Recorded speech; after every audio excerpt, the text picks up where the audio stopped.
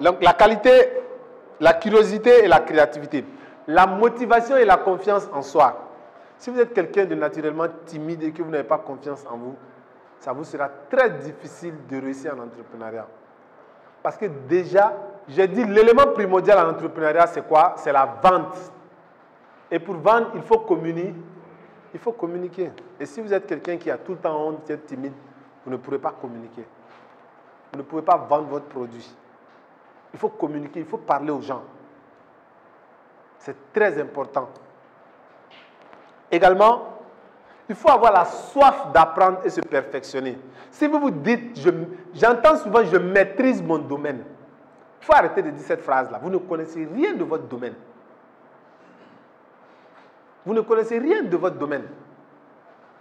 Il y a des gens qui n'ont jamais été dans votre domaine, mais ils maîtrisent mieux votre domaine que vous. Parce que votre domaine, ce n'est pas simplement le côté technique.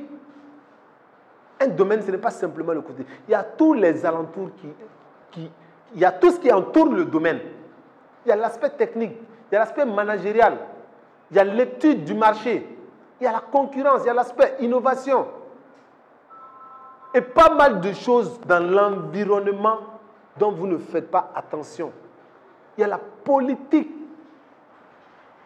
il y a la stratégie, il y a l'environnement, il y a l'aspect économique vis-à-vis de l'environnement du pays dans lequel vous êtes.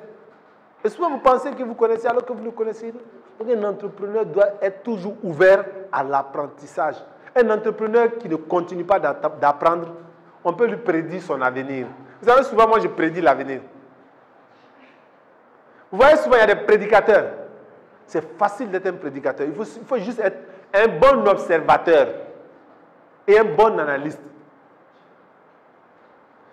La prédication, souvent, ce n'est rien d'autre. Celui-là qui sait que 1 plus 1, tout le monde peut deviner, prédire le résultat de ça.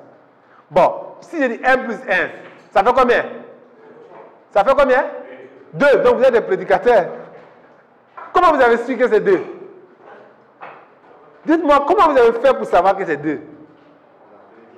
Hein? Vous avez prédit. Mais vous êtes fort, vous êtes des prédicateurs alors. C'est facile de savoir que celui qui marche tout droit ici, s'il ne s'arrête pas, il va aller se couiller la tête. Donc ce n'est pas extraordinaire.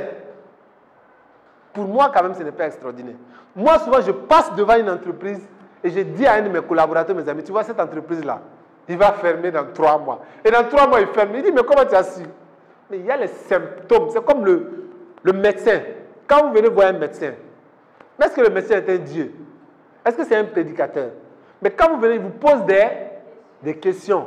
Et il réunit l'ensemble des symptômes et il vous donne votre maladie. Mais ça, c'est extraordinaire ce qu'il fait. C'est un prédicateur. C'est même un prophète, même on peut dire ça. Il a prédit l'avenir. Alors que ce n'est rien d'autre. Il y a des signes qui ne trompent pas. Il y a des chemins, quand vous les prenez, on sait où vous allez finir si vous ne vous retournez pas. Donc, je dis souvent, ne confondez pas détermination et entêtement.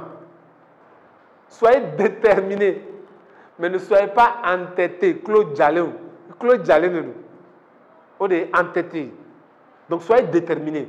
Ça veut dire avoir la volonté d'atteindre son objectif. Mais soyez prêt à écouter et à changer de cap.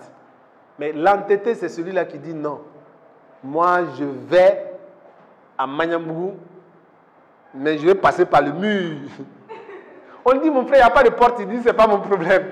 Moi, il faut que je passe par il faut que je traverse ce mur-là. Mais le déterminé va dire, ah, moi, quand même, je pars à Manyambougou. Mais quand on lui dit, il n'y a pas de porte ici, il dit, ok, je vais prendre cette porte. Lui, il est déterminé. Il sait où il va, mais il est prêt à changer de chemin pour atteindre son objectif.